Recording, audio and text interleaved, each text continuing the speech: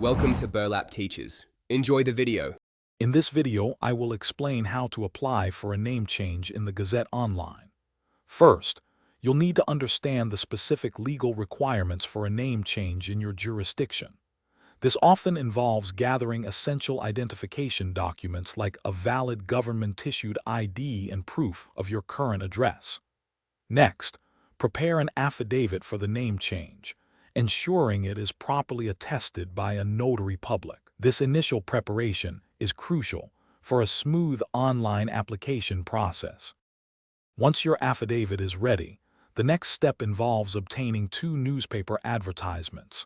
These ads should clearly announce your intention to change your name, published in both a local and a national newspaper.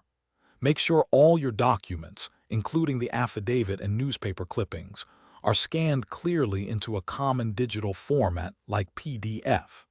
Finally, be prepared to pay the prescribed application fee, which can vary significantly depending on your specific jurisdiction. Now it's time to submit your application online. Navigate to the official government portal specifically designated for Gazette notifications. You'll likely need to create an account or log in if you already have one to access the name change application form. Carefully fill out all the required fields, ensuring accuracy.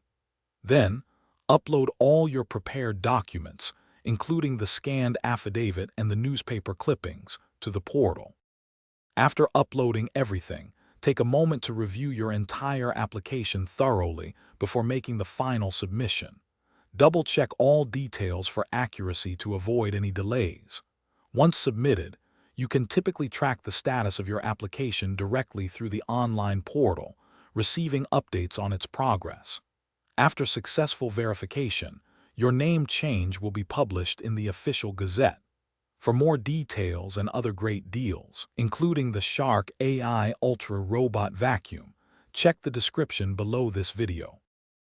Thanks for watching. Consider subscribing if this video helped you.